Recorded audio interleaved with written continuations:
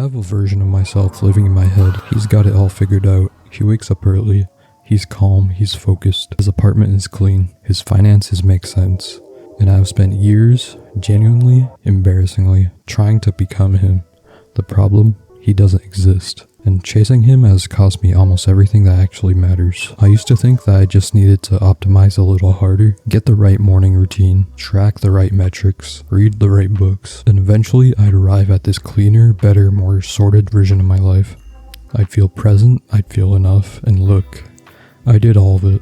I had the habit tracker, I was doing the thing, and I still felt this low-level anxious hum underneath everything. Like the real version of my life was always loading in the next tab. There's a word for this, or actually it's an idea, and it comes from a philosopher named Derek Parfit. It's the idea of future self. And here's the thing. Psychology, your future self, is not you. Brain imaging studies show that when people think about their future selves, the neural patterns look more like thinking about a stranger than thinking about yourself right now. So when you say future me will handle that, you're basically outsourcing your life to someone you've never met. You're building a life for a person who might show up completely different, or who, in some ways, never shows up at all. We've turned self-improvement into a kind of debt we're running up against a future for what, exactly?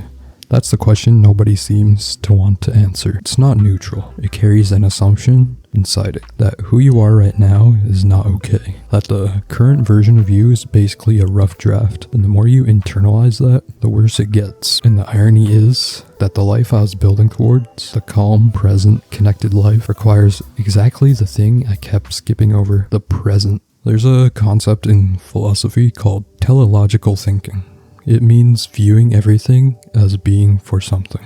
Everything has a purpose, an endpoint, or a destination, and it's genuinely useful in some contexts. But when you apply it to your entire life, something breaks. Because a life is not a project, and it doesn't have to be deliverable, not held hostage until the conditions are met. The philosopher Alan Watts said something. We confuse the symbol for the thing itself. We start chasing the symbols and forget what they're pointing at. So here's what I'd actually leave you with. Not stop having goals, but maybe, just for today, let one thing be enough on its own. Your walk doesn't have to have a step count. Your conversation doesn't have to be a networking opportunity. Let one thing today just be the thing it is. The version of you that you're running toward, he's not waiting at the finish line. He's the one who decided to show up here, now, and actually live the life that's already happening. That's it. If this hit home for you, I'd love to know. Drop it in the comments and I'll talk to you in the next one. Take care.